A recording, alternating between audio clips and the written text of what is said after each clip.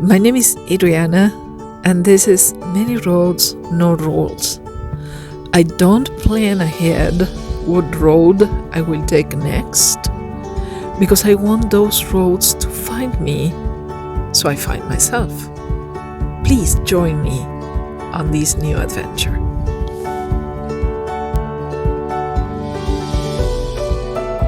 Hi there. I am going to give you, in this video, we are going to be talking about carbon footprint. When you're a nomad, what happens? Because we have been talking a little bit about how, for example, in San Diego, it is so difficult to park because nobody likes us, because some of us are trashing places, and that, of course, doesn't help the other ones, the ones that want to keep everything clean and nice and organized. It doesn't help us. We are losing the capacity of parking in many places because authorities are kind of zooming in on these chaos that it is. The last 2 or 3 years, you know how the industry, for just to say it, of camping and nomading and being out there has exploded, and everybody's thinking of doing that. So you can choose. You can be one of those trashy campers that destroy everything after you are there, or you can try to be nice and responsible and be proud of yourself for keeping areas clean or cleaner than what you found them. So it is a moral thing, I think it is. But in view of, as I said, the explosion, the size of this, the enormous amount of people that are out there, with campers, with trailers, with pop-up tents, with anything. So it is a good question to ask: how do you impact the environment? And so I thought of making a list of all the things I think I have done better by becoming a nomad compared to what I was doing when I was in an apartment. I think I have reduced my carbon footprint by probably over 70%, if not more. And this is why I say this. And I'm going to get my list so I don't forget anything. So if you see me looking down, it's not that I don't want to see you. It's I don't want to make eye contact with you. It's just I am reading because this poor little thing doesn't hold as much as it used to. So let's go breaking these down in little pieces, so we can all relate and you can see how much of that you are already concerned about. So I wrote, as my little title, I wrote things I don't use or minimally use. And the first one that came to my mind was flush the toilet. When I was in my apartment, living by myself, I would flush the toilet. I don't know. I never counted that. But I would say at least 10 times in a day, in 24 hours. And I think that is a very realistic calculation because you go to the bathroom as soon as you wake up in the morning, you do brush your teeth and all those things. But then after having breakfast or something, eventually you will have to go again. And then before lunch, and then after lunch, and again and again and again. And during the night, maybe. So I guess 10 times in 24 hours, I think that is a kind of realistic number.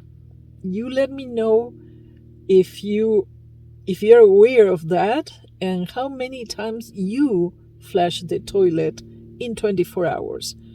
If you live in a household with 2 or 3 or 4 or more people, that will be increasingly up. That will go up significantly. But in my case, I know for sure 10 times in 24 hours. Now, how much water do we flush down the drain, the toilet, every time we flush? I would say an estimate of a gallon of water. I know that there are some toilets that are ecological and they dispense a lot less water, but that is not the common thing.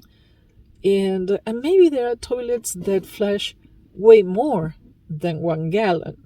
Please give me your observation about that too.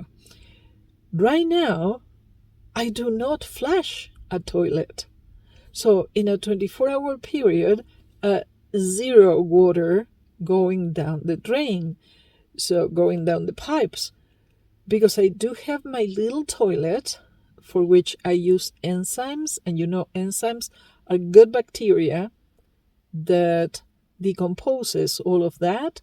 So when I empty the little toilet in a pit toilet or vault toilet or even a regular toilet, those bacteria actually help the other toilet because they digest everything else that is there. So I kind of contribute a teeny little bit keeping vault toilets clean.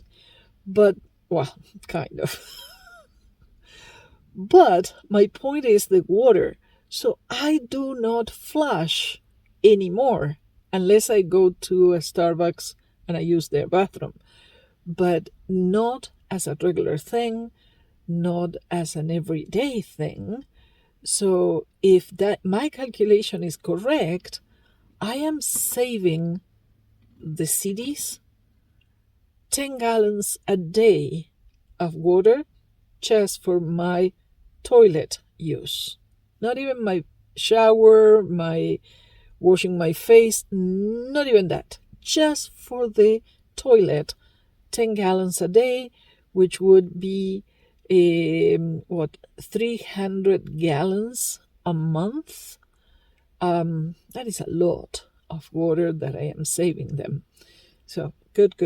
And of course, it's money I don't pay because there is always a tax for our water, or you pay water. And so that is another expense I don't have anymore. Good thing. What else?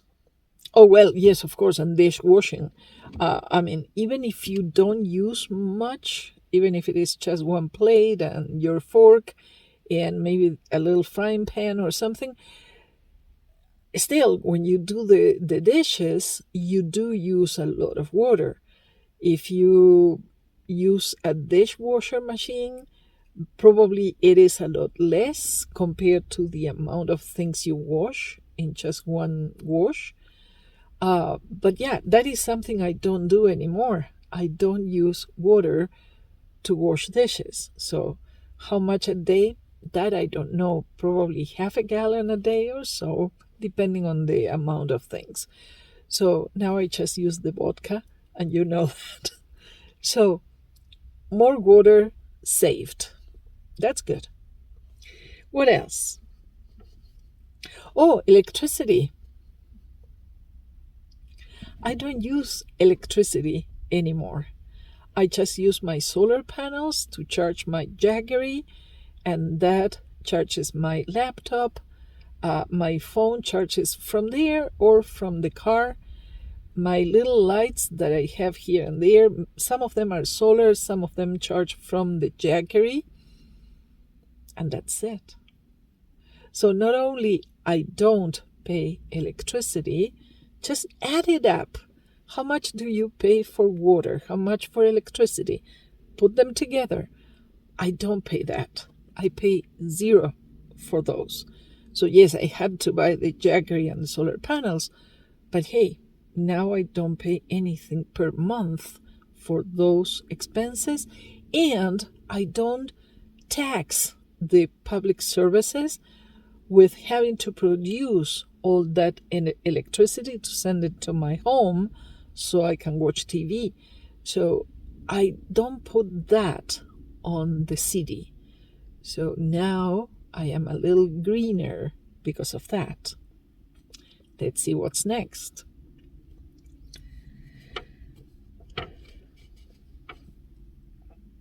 Another big one, no gas. Well, I was in Minnesota. Gas is an absolute need. You need gas in Minnesota. You know, Minnesota is one of the coldest places on earth. Many times the temperature is lower than in Alaska because, I don't know, it's in the middle of a valley. I don't know what it is, but the temperatures there are among the lowest in the planet. So you have to have gas because you need to run a furnace. You have to keep warm. So I don't do that anymore. I don't have a gas bill that I have to pay every month. So I am saving that money, and I am not using an enormous amount of gas to keep my house warm and myself and cooking and all those things. So another greener aspect of being a nomad, you can follow the good weather, the nicer weather. I mean, it's not super nice every day. You have seen, I have made videos during big pouring rains or very strong winds. Yeah, it happens. I mean, it is not nice every day. But we are at the beginning of February and I am wearing a t-shirt and it's kind of warm today. So it's nice to be able to follow the weather because you have some flexibility there and therefore you don't need to keep warm. At night, sometimes, you know, in the desert, it gets colder. In the morning, when I wake up, I start the car just for 5 to 10 minutes, no more. I don't need more than that. And the whole thing becomes nice and warm. And that is when I am like a lizard in that sense. That is when I get warm and I get the energy to go and prepare my coffee or get dressed, those kind of things. So no gas for the companies to produce for me because I don't need it anymore. I do use some butane in my little stove, but that is just for a few minutes every day, just to warm up one of my ready pasta or ready quinoa or one of those foods I make, and just to make my coffee. So it's really just for a few minutes. If I make a steak, I may take, I don't know what, 5 minutes to cook the steak, but it's always just a few minutes every day. So another point. Let's see what's next. Oh, this is an interesting one because we flushed the toilet and we were considering just the water we were taking from the city, but that water has to go somewhere and it will go to the sewage systems. So, because they have to capture that water and clean it and process it and maybe divert it for, I don't know what they use sewage water after being cleaned for. Maybe just to pour it back into a river, but already cleaned, or maybe for crops. I don't know. I really don't know the life circle or cycle of sewage. So if you know, let me know. That would be interesting. So I don't use sewage, the sewage system. I don't use it anymore. As I said, The little bit I have in my toilet, I put in a vault toilet. And I know they have to come and empty that one. But remember, I put the enzymes there. So that water is already being cleaned by the enzymes. And when I pour it there, the enzymes continue to work with the other things there. So I think in volume, it becomes a little less, and it's a cleaner thing that you have there. So the sewage, I don't have to pay it anymore, and I don't put stress on the sewage system of any city because I manage with a small little toilet that is portable. What else? Oh, yes, trash. Because since we are discarding things and we talked about the sewage, what about trash? I remember I used to pay a lot of money while I was living in Minnesota for the trash services and recyclables and all those things. Right now, I don't have too much waste. I don't cook that much, which is good, so I try to keep some sort of a diet. So I don't cook that much. I don't bake pies or anything like that. That produces less trash. And since I don't have trash mail or any of those things coming to me anymore, well, I want to believe I am not putting so much of a burden on the trash services anymore. Occasionally, I have to dispose of one little bag of trash, but I am talking the size of the supermarket bags. I don't know, once or twice a week, that's all, because I don't use many things that I used to use. So now I live a simpler life, not so much trash. That's good, excellent. And I don't pay for that trash, so good thing. What else do we have? Oh, well, then, of course, the other expenses you have when you're in a house, cable TV. I always liked cable TV. I don't know.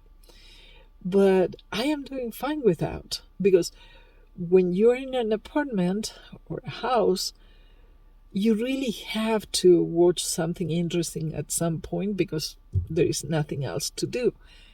Here, I always have something else to do. And I don't need to be sitting in front of a big screen watching cable. So that is one expense I don't have anymore. And I am okay with not giving cable people more business. I'm okay with that. I don't know. And what is the big savings I have now? Or what are the expenses I don't have anymore?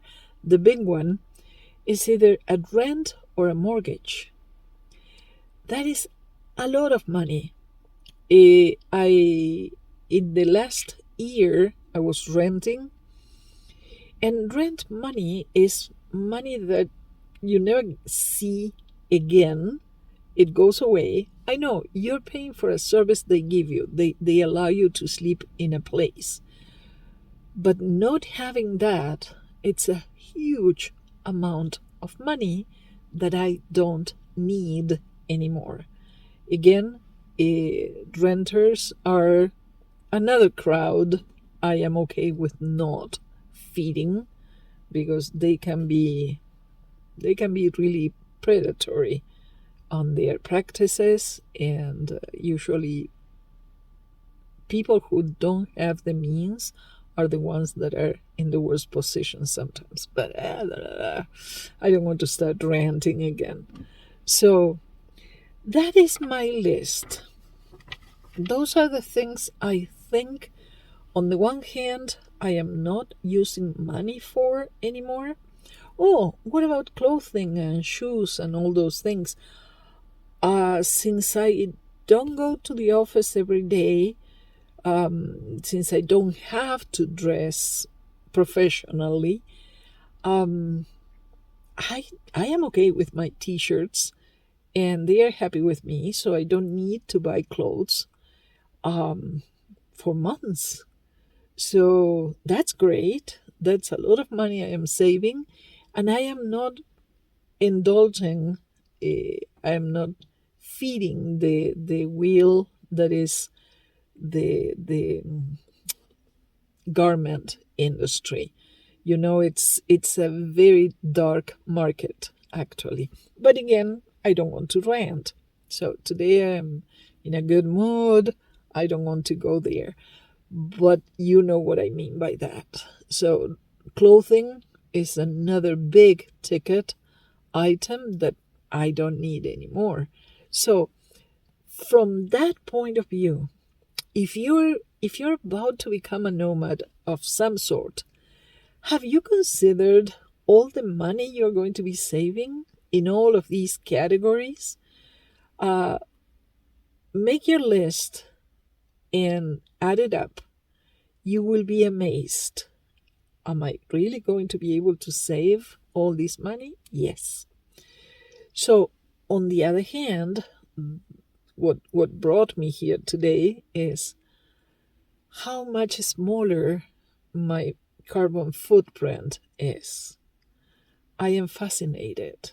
I feel good about not using lots of services that just, as I said, they overtax cities and municipalities. I don't do that anymore. I am self-sufficient, self-contained, and I just use the energy of the sun, well, and a little bit of gas, of course. But even that is less in comparison to what I used when I was there, because now it's only if I have to go somewhere. Otherwise, I am just boondocking, happy. This is my backyard, my garden, everything, and I don't need to use gas to be here. So I am very happy with that. Let me know if you have considered all these factors and what your thoughts are about this. Any part of it. I appreciate the conversations with you so much. You have no idea. So please, if you liked this video, give me a thumbs up. Subscribe to the channel if you haven't yet. Why haven't you? Share the video with someone that is considering maybe going nomad so they can factor all these things into their new life. And thank you very much for being here. You have a fantastic week. Take care.